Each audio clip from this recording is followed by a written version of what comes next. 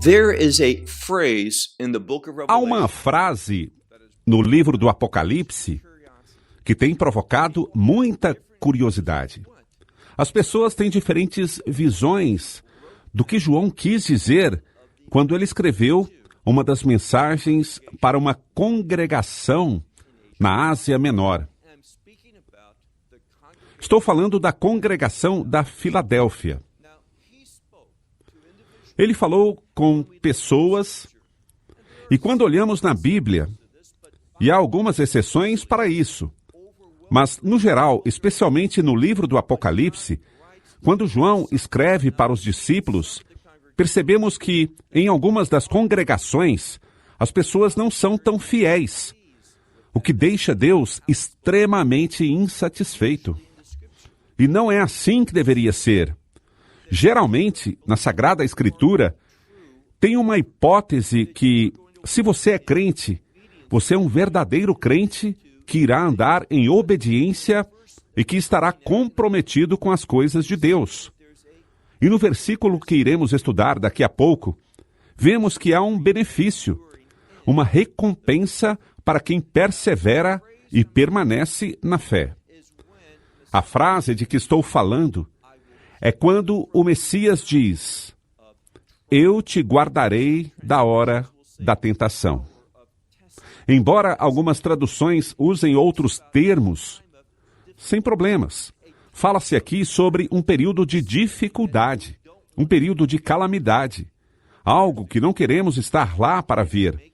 Mas a boa notícia é que ele está fazendo uma promessa para seus verdadeiros discípulos. Nós não iremos passar por essa experiência sobre a qual ele está falando, sobre essa hora da tentação.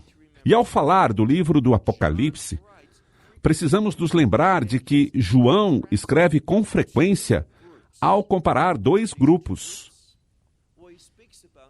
Ele fala daqueles que habitam a terra e aqueles que habitam o céu.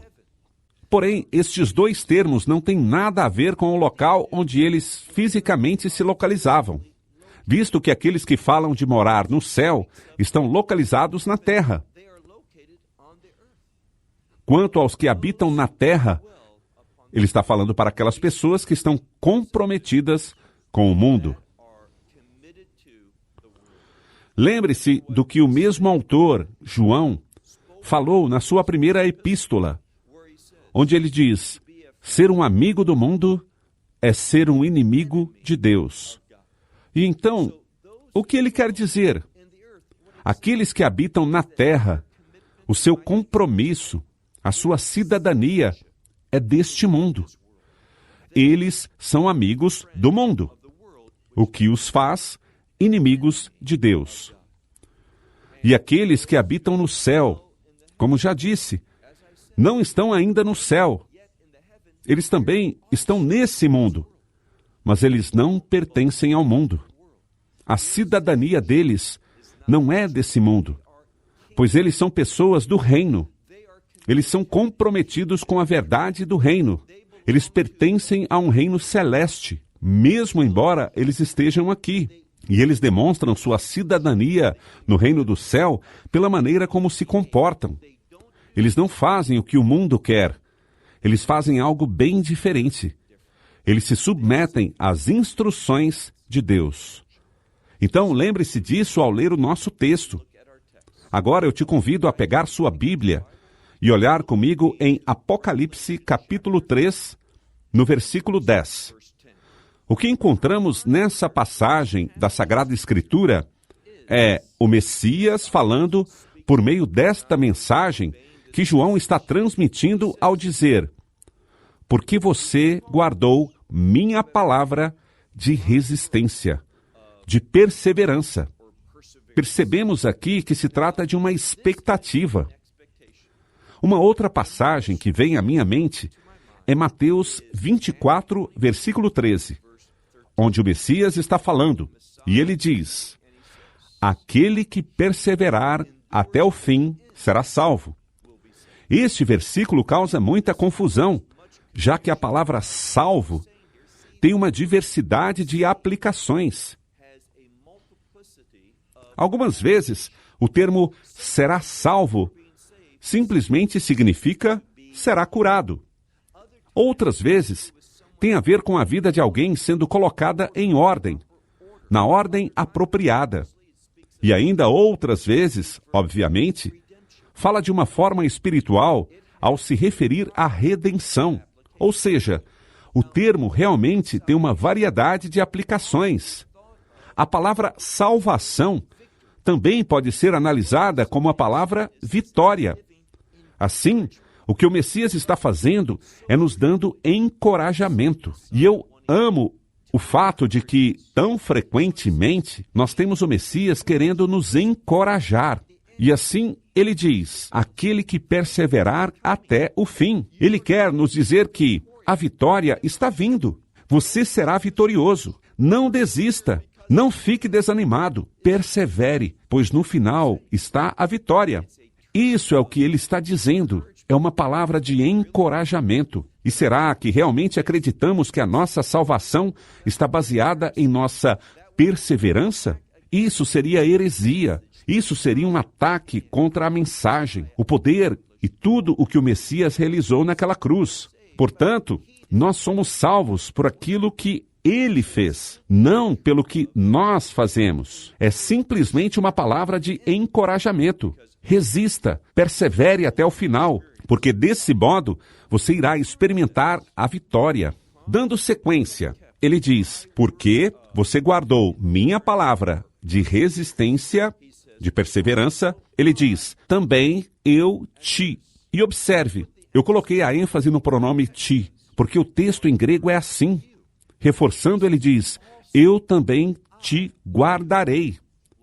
Veja, ele está fazendo uma promessa.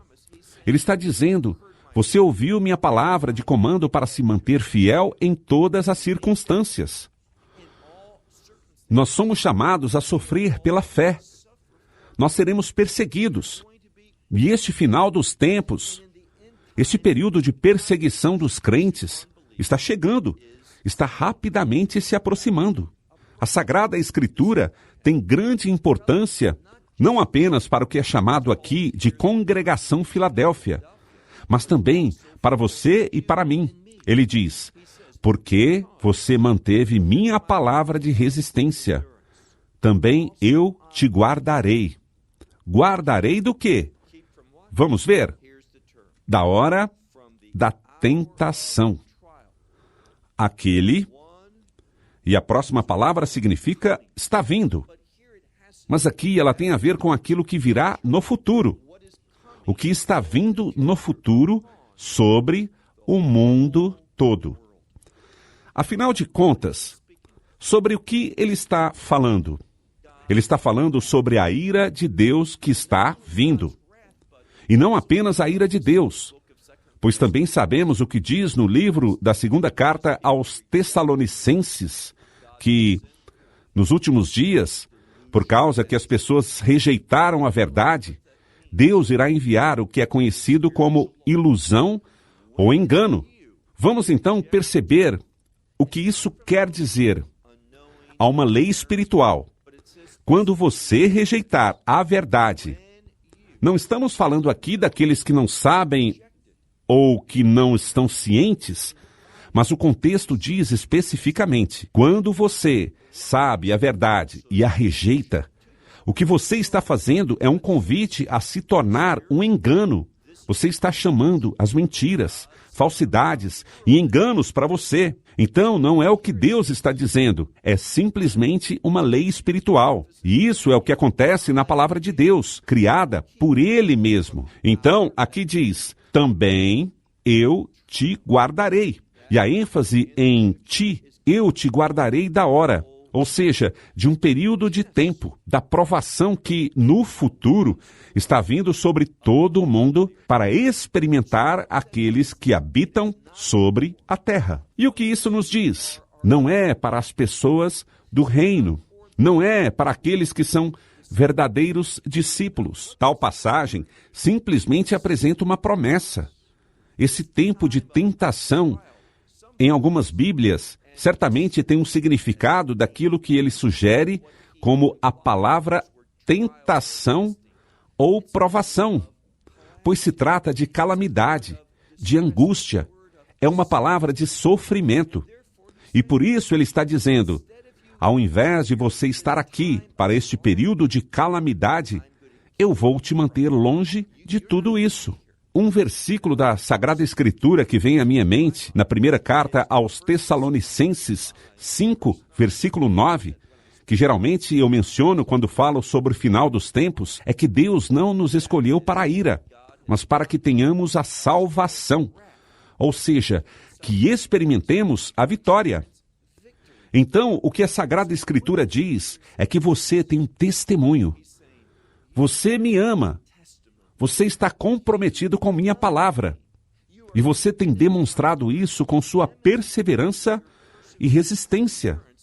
Portanto, você vai experimentar essa promessa.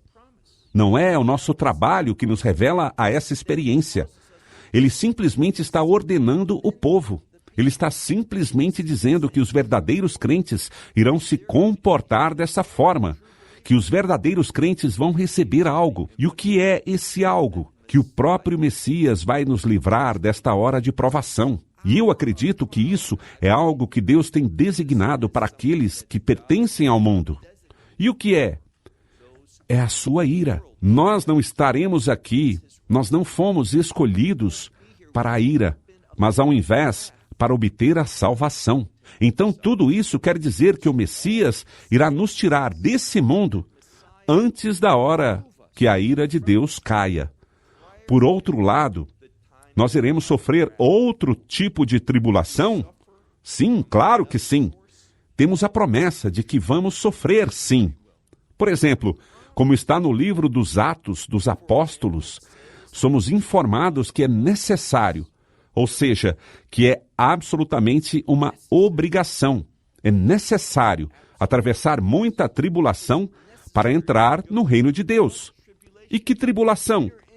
Que não tenha nada a ver com a ira de Deus, com a obediência a Deus, que não tenha nada a ver com nada, ou que Deus esteja causando isso. Agora, a palavra usada para tribulação, delipsis, tem a ver com os ataques do inimigo, sendo perseguido e odiado por este mundo.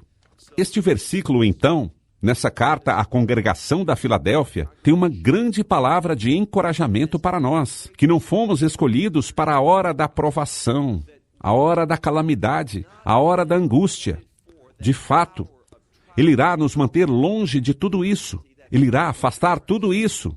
E isso é uma coisa pessoal. Portanto, Ele diz, pois eu te guardarei. Ele vai fazer isso. E que promessa maravilhosa! Espero que tenha ajudado a clarear algumas coisas relacionadas a esta passagem tão interessante e que traz tantos pensamentos diferentes. Que essa simples compreensão seja uma bênção para você. E aqui fecho com essas palavras. Shalom, desde Israel. Shalom from Israel. Esperamos que você tenha desfrutado da aula de hoje e que possa compartilhá-la com outros. Te convidamos a participar e nos acompanhar a cada semana, a esta hora e por este canal, em mais um episódio de Amarás a Israel. Para mais informações em português, visite amarasaisrael.org, onde encontrará muitos outros estudos realizados pelo Dr. Baruch. Até a próxima semana. Que Deus, nosso Messias e Yeshua, nosso Senhor Jesus Cristo, te abençoe durante a sua caminhada com Ele. Shalom, desde Israel.